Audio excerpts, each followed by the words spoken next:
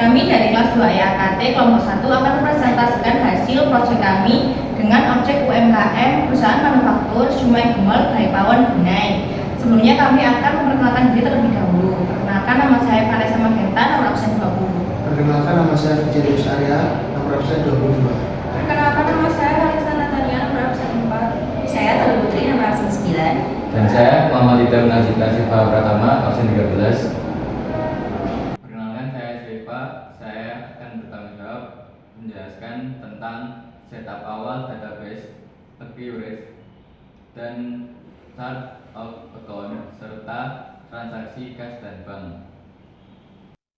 Assalamualaikum warahmatullahi wabarakatuh. Perkenalkan, nama saya Muhammad Indam Nasita Siva Pratama, absen 13 dari kelompok 1, kelas 2E AKT. Pada video kali ini saya akan menjelaskan setup database accurate dan transaksi kas dan bank. Yang pertama, di sini ada 5 database dari perusahaan kita. Yang pertama itu daftar akun, yang kedua daftar bahan, yang ketiga itu daftar pelanggan, dan yang keempat daftar pemasok, dan yang terakhir yaitu daftar aset tetap. Berikut langkah-langkah setup database accurate. Yang pertama, kita masuk ke accurate-nya, klik pengaturan, preferensi. Pada perusahaan, nama dari perusahaan kita yaitu Shumai Gemol Balikpapan Bunai. Kategori usaha yaitu manufaktur. Periode akuntansinya Januari sampai Desember. Terus kita memakai fitur yang pertama perusahaan, kita memakai fitur yang pertama persetujuan, pencatatan aset dan anggaran dan target. Terus fitur penjualan, kita memakai retur penjualan dan lainnya. Kita ada konsistensi barang dan syarat pembayaran. Berikutnya yang ketiga, fitur pembelian, kita memakai daftar ke pemasok saja. Dan terakhir, fitur persediaan, kita memakai multi gudang, multi satuan barang, dan produksi sederhana. Berhubung perusahaan kami manufaktur, di sini kita harus klik yang manufaktur tersebut agar muncul fitur manufaktur. Nah, di fitur manufaktur ini, kita memakai pekerjaan dalam proses, ini pekerjaan barang dan dalam proses, dua selisih barang produksinya, rentang umurnya 7 hari, presentase penyelesaian barang 95%, dan monitor perintah kerjanya rentang umurnya 2 hari. Berikutnya kita beralih ke akun perkiraan. Di akun perkiraan kita memakai barang dan jasa, persediaan barang baku, persediaan bahan penolong, persediaan barang jadi siomay, persediaan barang jadi gyoza, persediaan barang dalam proses, dan persediaan barang dalam proses transaksi. Berikutnya penjualan. Penjualan kita pakai 2 aja, penjualan siomay dan gyoza. Retur penjualannya pakai retur penjualan, diskon penjualan, terus barang terkirim, beban pokok penjualan, retur pembelian, itu di persediaan barang, persediaan bahan baku, persediaan bahan penolong, persediaan barang jadi siomay dan gyoza, persediaan barang dalam proses transaksinya, dan persediaan barang dalam proses yang biasa. Berikutnya ada beban operasional lainnya, biaya tenaga kerja langsung, biaya overhead pabrik, biaya bahan baku. Berikutnya yang terakhir, pembelian belum tertagih.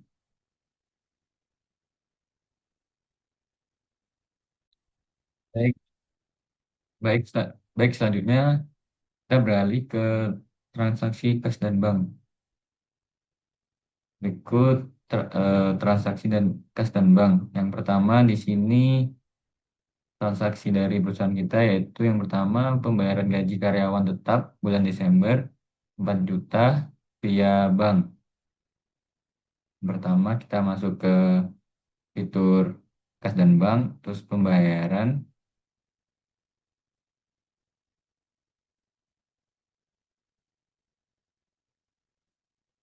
Setelah itu kita ini bukti dari transaksinya sini. Kita beralih ke gaji karyawan,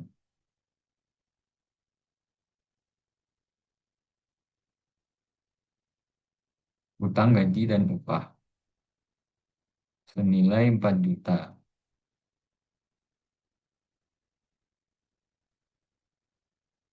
Lanjut, terus disimpan.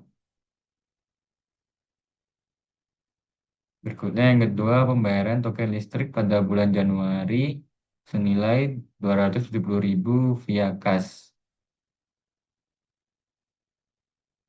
Oh, sebelumnya di sini sudah ada data lain. Ini dikarenakan kita sudah memiliki data, makanya di sini error.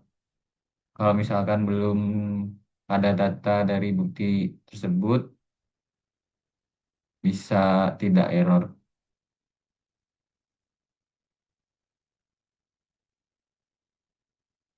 Berikutnya kita beralih ke nomor 2 yang tadi, pembayaran token listrik untuk bulan Januari senilai 270.000 via kas. Yang pertama, klik kas pembayaran. Setelah itu, pilih kas. Tanggalnya di tanggal 1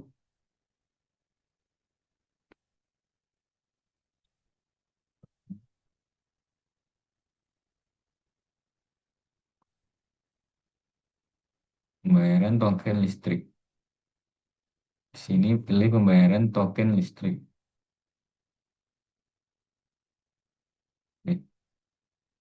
Maaf.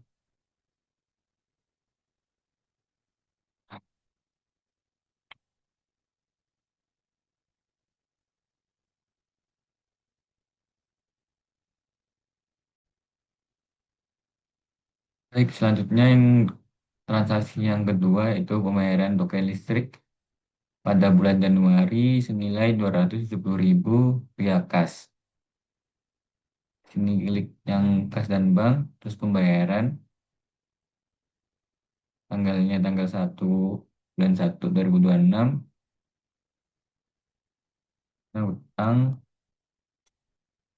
listrik dan telepon senilai 270.000. Lanjut,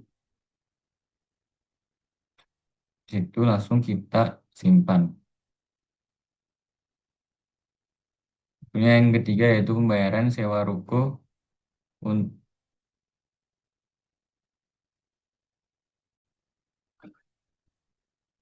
Berikutnya kita beralih ke nomor 3 yaitu pembayaran sewa ruko untuk 1 tahun senilai 6 juta via bank.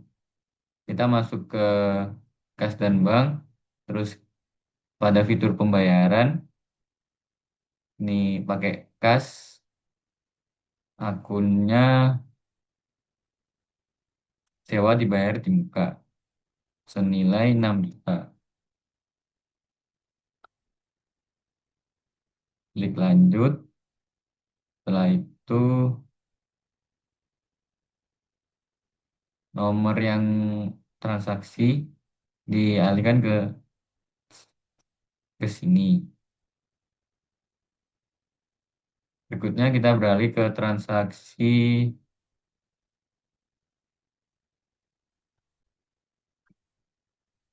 Baik, selanjutnya kita beralih ke transaksi nomor 68, yaitu pemindahan kas ke bank sebesar 30 juta. Langkahnya yang pertama itu klik kas dan bank, terus transfer bank, tanggalnya di tanggal 26 bulan 1 26 2026 dari kas ke bank.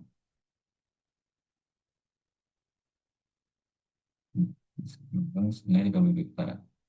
Senilai 30 juta. Setelah ini klik simpan. Baik, berikut penjelasan dari saya. Kurang lebihnya saya mohon maaf. Wabillahi taufiq wal hidayah. Wassalamualaikum warahmatullahi wabarakatuh. Sekian video presentasi proyek based learning yang dapat kita tampilkan. Dalam mengerjakan proyek based learning tadi, kita juga mengalami beberapa tantangan, yaitu keterbatasan jaringan pada sistem accurate, kemudian kurangnya manajemen waktu, dan yang terakhir itu tekanan dari deadline. Jadi dari beberapa tantangan tadi kita mendapatkan manfaat di mana kita dapat berinteraksi dengan UMKM, mengetahui alur produksi, lalu kita juga bisa menganalisis biaya dan varians, serta menjembatani antara teori dan praktik. Jadi sekian dari kelompok kami. Jika ada salah kata kami mohon maaf. Wassalamualaikum warahmatullahi wabarakatuh.